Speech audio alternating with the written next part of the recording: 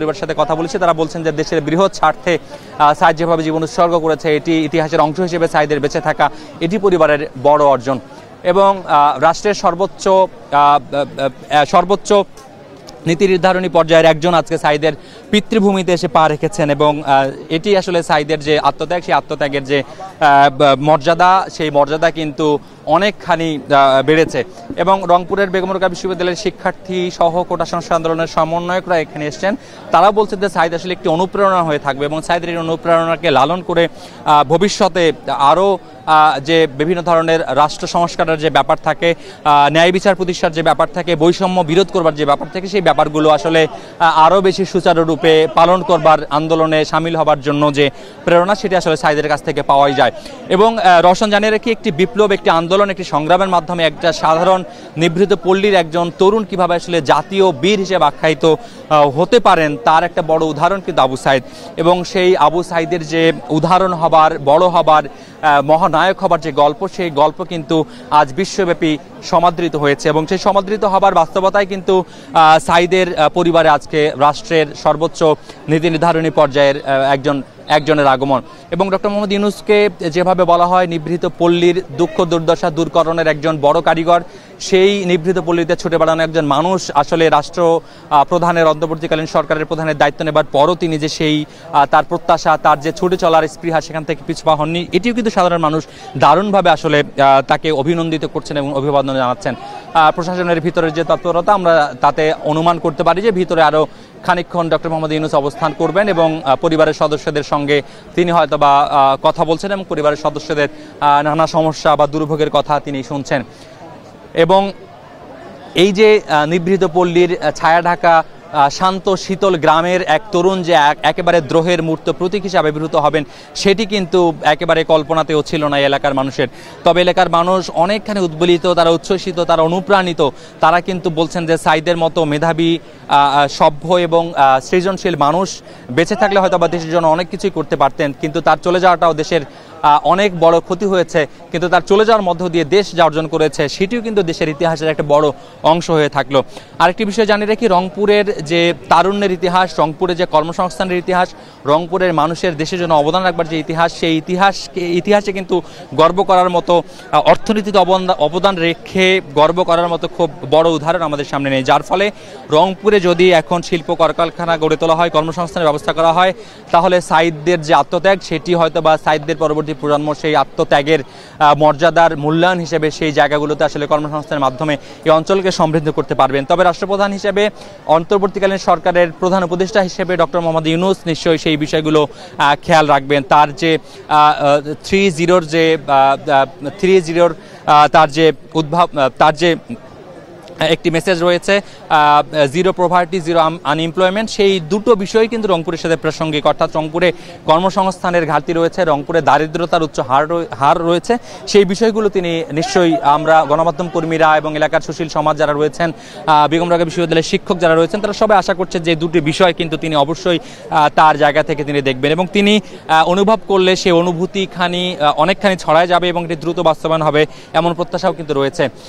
সাইদের বাড়িতে এই মুহূর্তে অন্তর্বর্তীকালীন সরকারের প্রধান উপদেষ্টা ডক্টর মোহাম্মদ ইউনূস অবস্থান করছেন।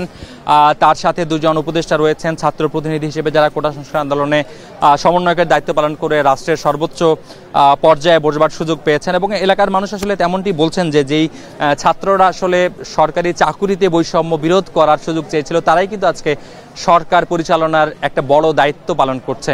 এবং এভাবেই যে পরিবর্তনের যে একটা হাতছানি, সেই হাতছানির ধরে কিন্তু দেশের সামগ্রিক অর্থনৈতিক সংস্কার, দেশের যে ব্যাংকিং ব্যবস্থাপনার যে সংস্কার, দেশের বৈষম্য বিরোধের যে সংস্কার, দেশের চাকরি বাজারের যে সংস্কার, বাংলাদেশের সমৃদ্ধির পথে এগিয়ে যাবার এবং বাংলাদেশের বিশ্ব দরবারে কণ্ঠ উঁচু করে কথা বলবার যে অধিকার, সেই অধিকারগুলো প্রতিষ্ঠার জন্য আবু সাইদ কিন্তু একটা বড় ভূমিকা পালন করতেই পারতেন এবং তিনি মৃত্যুবরণ করে আরও বেশি শক্তিশালী এবং জনপ্রিয় হয়ে কিন্তু সেই ভূমিকাটি আসলে আক্ষরিক অর্থে পর্দার অন্তরাল থেকে পালন করছেন।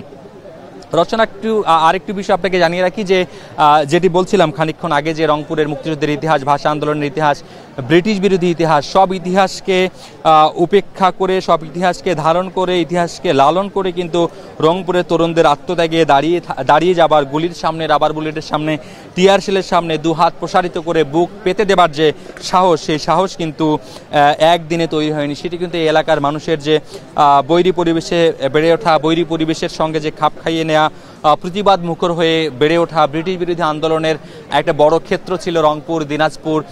এই এলাকার ভৌগোলিক কারণে পার্শ্ববর্তী কুচবিহার এবং নেপালের দূরত্ব কাছাকাছি হয়, উপনিবেশিক যে শাসন, সেই শাসন থেকেই কিন্তু রংপুর একটি বড় ভৌগোলিক গুরুত্বপূর্ণ স্থান ছিল। সেই গুরুত্বের জায়গা কিন্তু এখনও রংপুর ধরে রেখেছে। এবং জানিয়ে রেখে যে 1783 সালের 5 জানুয়ারি থেকে 22 ফেব্রুয়ারি টানা 5 সপ্তাহ রংপুরে যে কৃষকরা একক আধিপত্যের বিরুদ্ধে অপ্রতিরোধ্য লড়াই রচনা করেছিল, যেটি এই প্রজন্ম দেখেনি কিন্তু ইতিহাসের বই পড়েছে।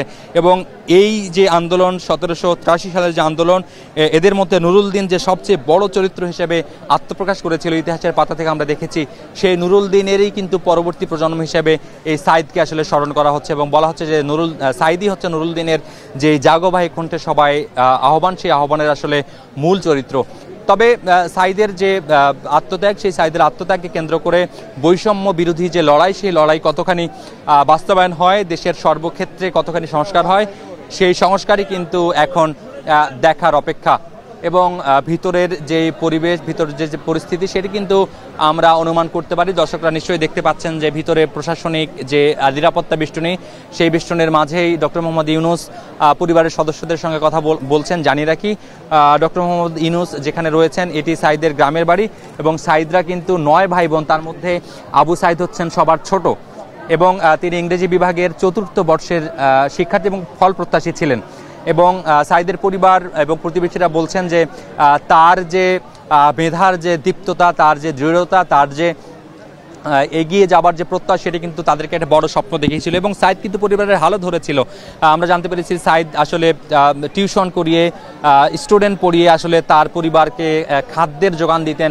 এবং তার বাবা কিন্তু সাইদের মৃত্যুর পরে আক্ষেপ করে বলেছিলেন যে তার সন্তান তাকে যদি চাল কিনবার টাকা না দেয়, তাহলে তার পরিবার আসলে কি খেয়ে দিন যাপন করবে, কি খেয়ে বেঁচে থাকবে। তাহলে রওশন সহজেই অনুমান করা যায় যে কি পরিমাণ পিছিয়ে পড়া, নিভৃত এক গ্রামের তরুণ ছিল সাইদ, যার আজকে রাষ্ট্রীয় হিরো হয়ে এই রাষ্ট্রকে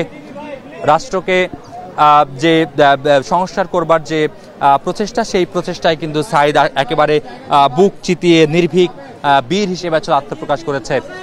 ভিতরে আমরা দেখছি আইন শৃঙ্খলা রক্ষাকারী বাহিনীর যে নিরাপত্তা বেষ্টনী, তার ফাঁকেই দেখা যাচ্ছে উকি দিয়ে যে ডক্টর মোহাম্মদ ইউনূস পরিবারের সদস্যদের সঙ্গে কথা বলছেন, তাদের কথা মনোযোগ দিয়ে শুনছেন। এবং তাদের যে কোনো ধরনের যদি প্রত্যাশা থাকে রাষ্ট্রের কাছে, যদি তাদের কোনো ধরনের অন্য কোনো নিরাপত্তার ঘাটতি থাকে, তারা যদি কোনো প্রয়োজন অনুভব করেন, সেই কথাগুলো নিশ্চয়ই রাষ্ট্রের সর্বোচ্চ ব্যক্তি হিসেবে শুনবেন, এটি কিন্তু ধারণা করাই যায়। এবং তিনি নিশ্চয়ই সেই কথাগুলোই শুনছেন। সাইদের বাবা একজন বয়োবৃদ্ধ মানুষ এবং তিনি উপার্জনক্ষম একেবারেই নন, যার ফলে সাইদের যে ভাই বোনরা রয়েছেন, তাদের এই মুহূর্তের যে অর্থনীতির যোগান, সেই অর্থনীতির যোগানের যে বাস্তবতা, সেই বাস্তবতা থেকেই কিন্তু সাইদের পরিবারের পাশে দাঁড়ানোর প্রয়োজন আসলে অনুভূত হচ্ছে। এবং বিদেশ থেকে প্রবাসীরাও কিন্তু সাইদের জন্য ফান্ড তৈরি করে তার পরিবারের হাতে তুলে দিয়েছে। বিভিন্ন রাজনৈতিক দলের উদ্যোগে তার পরিবারের হাতে নগদ অর্থ সহায়তা তুলে দেওয়া হয়েছে। বিভিন্ন বিশ্ববিদ্যালয়ের শিক্ষার্থী যারা রয়েছেন, তারা আসলে সমন্বয় করে নগদ অর্থ সংগ্রহ করে সেটি সাইদের পরিবারের হাতে তুলে দিয়েছে। তবে এই অর্জনগুলো সাইদের পরিবারের জন্য যতখানি না আনন্দের, তার থেকে নিশ্চয়ই আজকের এই অন্তর্বর্তীকালীন সরকারের যে প্রধান উপদেষ্টা ডক্টর মোহাম্মদ ইউনূসের আগমন, বলা যায় যে তাদের সেই অর্জনগুলোর সাথে একটি নতুন পালক হিসেবে যুক্ত করে দিয়েছে। এবং কোনোভাবেই সাইদের পরিবার স্টুডেন্টদের সহযোগিতা, রাষ্ট্রের যে সহযোগিতা, রাজনৈতিক ব্যক্তিবর্গদের সহযোগিতা, কোনো সহযোগিতাকেই তারা ছোট করে দেখছে না। তবে রাষ্ট্রের সর্বোচ্চ ব্যক্তি হিসেবে আজকের যে তাদের প্রাপ্তি, ডক্টর ইউনূসের তাদের বাসায় আগমন, তাদের উঠোনে ডক্টর ইউনূসের পা, এটিকে কিন্তু তারা একটা বড় অর্জন হিসেবে নিশ্চয়ই দেখছেন। এবং আমরা দেখছি আবু সাইদের উঠোনে তার পরিবারের যে সদস্যরা রয়েছেন, আবু সাইদের বাবা মা এবং ভাই বোন, তাদের সাথে তিনি কথা বলছেন এবং তাদের কথা মনোযোগ দিয়ে শুনছেন। এবং যখন ডক্টর মোহাম্মদ ইউনূস কবরের পাশে এসে দাঁড়ালেন, আমরা তার মুখাবয়া দেখলাম এবং দেখে যেটি আমরা অনুমান করতে পারলাম যে ডক্টর মোহাম্মদ ইউনূস খুবই ব্যথিত এবং তিনি ব্যথা অনুভব করছেন এবং তিনি আসলে শোকাহত। তিনি নীরবে দাঁড়িয়েছিলেন, নীরবে দাঁড়িয়ে কবরের পাশে তিনি মুনাজাত করেছেন। তিনি দুহাত তুলে স্রষ্টার কাছে আবু সাঈদের পরকালীন সুখ এবং শান্তির জন্য তিনি নিশ্চয়ই দোয়া করেছেন এবং সেই দোয়া পরিচালনায় আমরা দেখেছি প্রশাসনের কর্মকর্তারাও সামিল হয়েছেন, জেলা প্রশাসক সামিল হয়েছেন এবং এলাকার যারা প্রতিবেশী রয়েছেন, উৎসুক জনতা, তারাও কিন্তু সেই মোনাজাতে সামিল হয়েছেন এবং ডক্টর ইউনূসকে দেখা মাত্রই এলাকার মানুষ আসলে শোষোল্লাসে চেঁচিয়ে উঠেছেন, তাকে অভিনন্দন জানানোর চেষ্টা করেছেন, হাত নাড়িয়ে আসলে তাকে অভিবাদন দিয়েছেন। ডক্টর ইউনূসও কিন্তু মুখাবয়বের যে চিত্র, সেই চিত্র দিয়ে কিন্তু মানুষের অভিবাদনের জবাব দিয়েছেন। কিন্তু এত বেশি মানুষ জড়ো হয়েছেন, প্রত্যেকেই হয়তোবা প্রধান উপদেষ্টাকে দেখবার সুযোগ পাবেন না, কারণ এখান থেকে বের হয়ে প্রধান উপদেষ্টা কিন্তু গাড়ি বহর নিয়ে চলে যাবেন রংপুরে। আমরা জানতে পেরেছি রংপুরে তিনি আরও দুটি কর্মসূচিতে যোগদান করবেন। একটি হচ্ছে বেগম রোকেয়া বিশ্ববিদ্যালয়ের কোটা সংস্কার আন্দোলনের যে সমন্বয়ক, তাদের সঙ্গে তিনি মত বিনিময় করবেন এবং একই সঙ্গে রংপুর মেডিকেলে কোটা সংস্কার আন্দোলনে হতাহত যারা আছেন তাদেরকে তিনি দেখতে যাবেন। একই সঙ্গে রংপুরের প্রশাসনের সঙ্গেও তার বসবার কথা রয়েছে। সেই বসার আনুষ্ঠানিকতা সার্কিট হাউসে অনুষ্ঠিত হবে বলে আমরা বিভিন্ন সূত্রে জানতে পেরেছি। তবে গণমাধ্যমের সঙ্গে তিনি কখন, কোথায়, কিভাবে কথা বলবেন সে ব্যাপারে এখনও স্পষ্ট কোনো নির্দেশনা আমরা পাইনি। তবে আমরা ধারণা করছি যে রংপুরে বেগম রোকেয়া বিশ্ববিদ্যালয়ের শিক্ষার্থীদের সাথে মত বিনিময় করার পরে গণমাধ্যমের সঙ্গে তিনি কথা বলবেন এবং নিশ্চয়ই তার যে আজকের সফরের যে উদ্দেশ্য, লক্ষ্য এবং রাষ্ট্র বিনির্মাণে তার যে পরিকল্পনা, রংপুরকে ঘিরে তার যে পরিকল্পনা, সেটা নিশ্চয়ই তিনি জানানোর প্রয়াস দেখাবেন বলে আমরা এটা আশা করছি। ডক্টর ইউনূসের জন্য ইতিমধ্যেই নিরাপত্তা বাহিনীর যে গাড়িবহর, সেই গাড়িবহর এখানে রয়েছে। সেই গাড়িবহরের সাথে আসলে তার সফরসঙ্গী যারা রয়েছেন তারাও অপেক্ষা করছেন যে তিনি এই উঠোন থেকে বের হওয়া মাত্রই তারা আসলে রংপুরের উদ্দেশ্যে রওনা করবেন এবং আমরা জানতে পেরেছি ডক্টর মোহাম্মদ ইউনূস হেলিকপ্টার যোগে এখান থেকে রওনা করে রংপুর ক্যান্টনমেন্টের ভিতরে তিনি অবতরণ করবেন। সেখান থেকে গাড়ি বহর যোগে তিনি বাকি যে প্রোগ্রামগুলো রয়েছে সেই প্রোগ্রামগুলোতে তিনি অংশগ্রহণ করবেন। একেবারে আমরা দেখতে পাচ্ছি ভিতরে খুবই নীরব থমথমে একটি পরিবেশ এবং সেই থমথমে পরিবেশের যে বাস্তবতা, সেই পরিবেশের বাস্তবতায় তিনি কিন্তু খুব মনোযোগ দিয়ে আসলে কথা শুনছেন এবং সেই কথা শোনার পরে পরিবারের মানুষের যে চাওয়া, সেই চাওয়াগুলো হয়তোবা তিনি পালন করবার চেষ্টা করবেন। সেই আশা প্রত্যাশা কিন্তু এলাকার সুশীল সমাজ এবং শিক্ষার্থী প্রতিনিধি তারা কিন্তু করছেন। ভিতরের পরিস্থিতিটা নিশ্চয়ই দর্শক দেখতে পাচ্ছেন, ক্যামেরার লেন্স দিয়ে আমাদের সহকর্মী দেখানোর চেষ্টা করছেন যে ডক্টর মোহাম্মদ ইউনূস খুব নীরবে পরিবারের সদস্যদের কথা শুনছেন। আবু সাঈদ যে 9 সদস্যের যে ভাই বোন, তাদের মধ্যে সবার তিনি ছোট। আমরা দেখছি যে ডক্টর মোহাম্মদ ইউনূসের এখানকার যে কর্মসূচি, আবু সাঈদের পরিবারের সাথে কথা বলবার যে কর্মসূচি, সেটি মনে হয় শেষ হতে চলেছে। নিরাপত্তা বাহিনীর সদস্যরা প্রস্তুতি নিচ্ছেন তিনি এখান থেকে বের হবেন, তাকে নিরাপত্তা দিয়ে বের করবার এবং বাইরে তার আসলে যে গাড়ি বহর রয়েছে, যে নিরাপত্তা বাহিনীর যে বহর রয়েছে, সেই বহরও কিন্তু অপেক্ষা করছে। তিনি আসলেই সেই বহর আসলে রংপুরের উদ্দেশ্যে রওনা করবে। এবং জানিয়ে রাখি রওশন যে একেবারে নিভৃত পল্লীর কুড়ে ঘর থেকে উঠে আসা এক তরুণ যেভাবে জাতীয় বীর হিসেবে ইতিহাসের পাতায় স্থান করে নেবেন, সেটি কিন্তু তার পরিবারের ধারণাতেই ছিল না। অথচ সেই ধারণাকে সত্যি করে দিয়ে, এই জাতিকে জাগিয়ে দিয়ে আবু সাঈদ ঘুমাচ্ছেন তার বাড়ির পাশের পারিবারিক কবরস্থানে।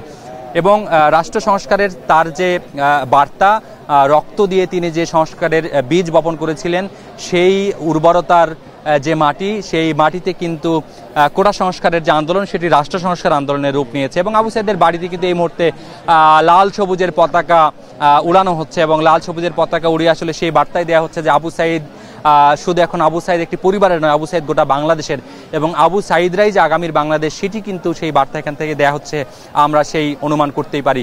ডক্টর মোহাম্মদ ইউনূসের আজকের এই আগমনী বার্তা, সেটি গতকাল থেকেই প্রশাসনের বিভিন্ন জায়গায় তৎপরতা আমরা দেখেছি।